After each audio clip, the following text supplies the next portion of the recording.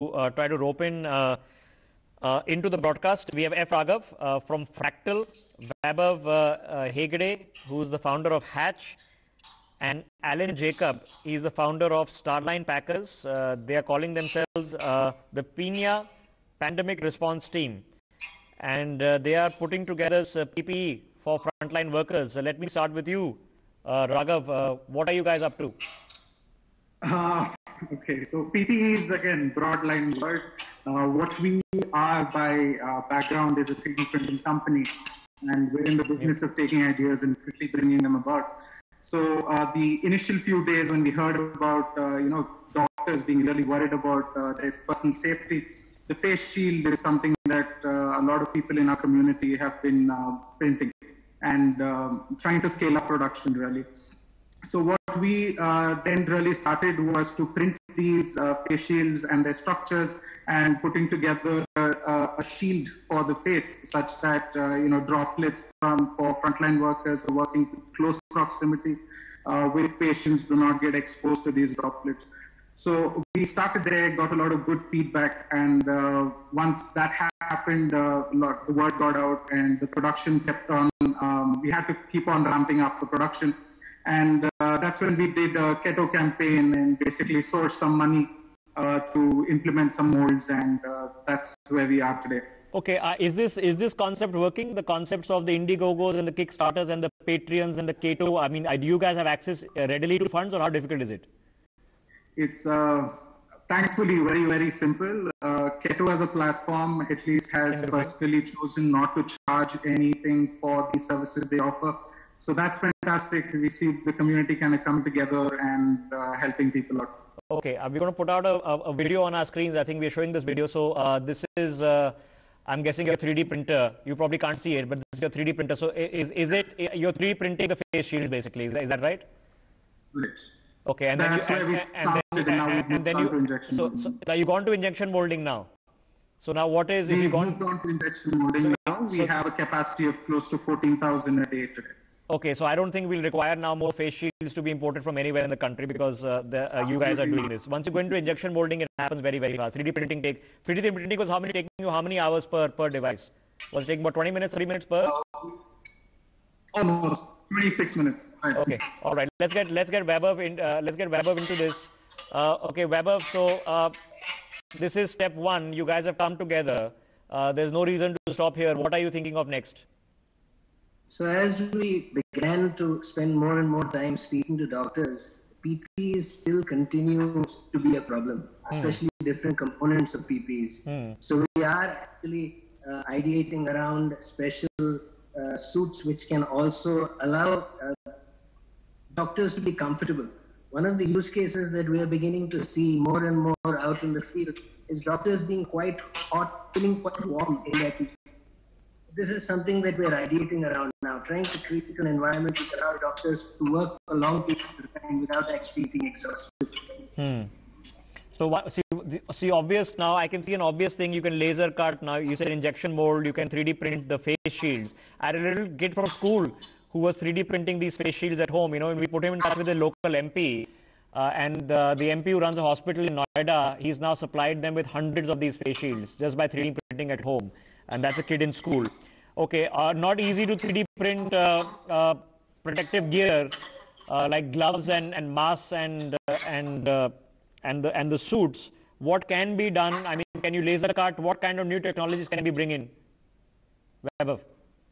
So again, one of the interesting things that we notice coming back to the PPE is that if there are ways to actually connect a PPE to a supply of fresh air, you can actually give a doctor a very comfortable environment inside one of those scary looking gears that we see them wearing on the news channels.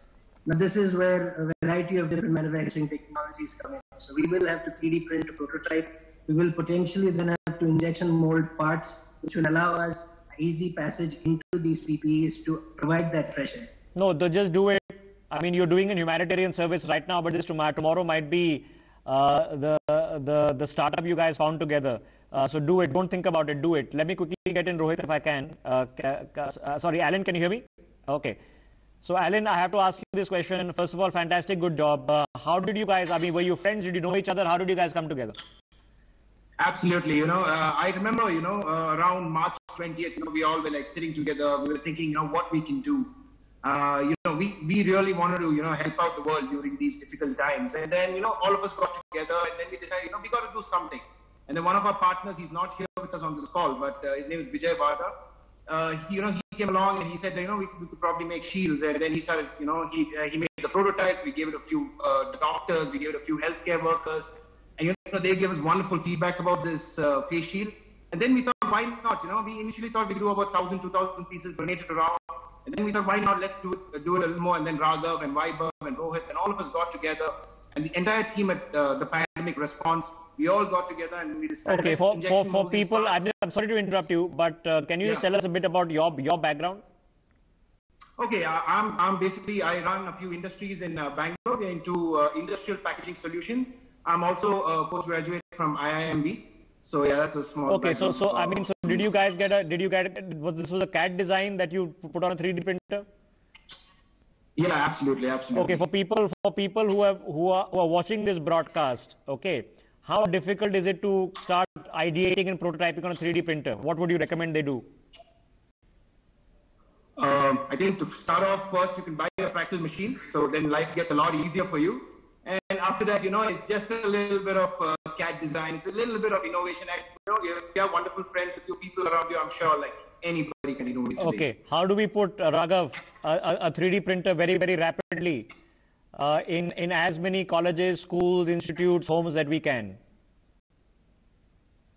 We've been doing that for the last 6 odd years now. We've sold close to 800 machines, and each one of those customers today is still in close connections with us. We've made these designs and put them out. A lot of people in that community have been printing and spreading them in their local communities.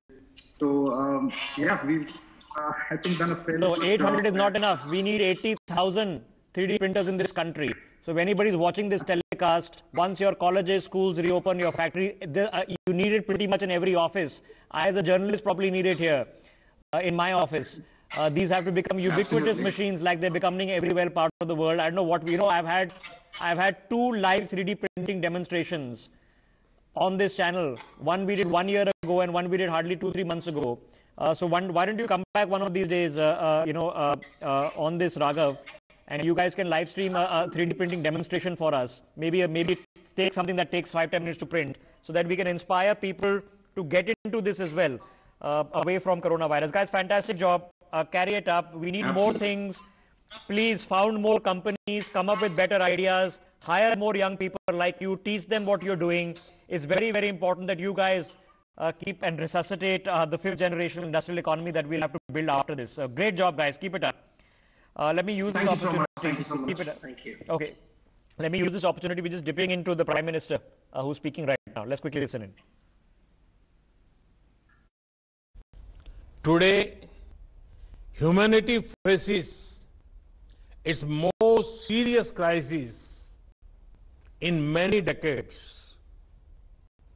At this time, the non-allied movement can help promote global solidarity.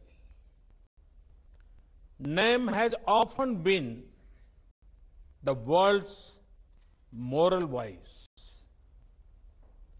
To retain this role, NAM must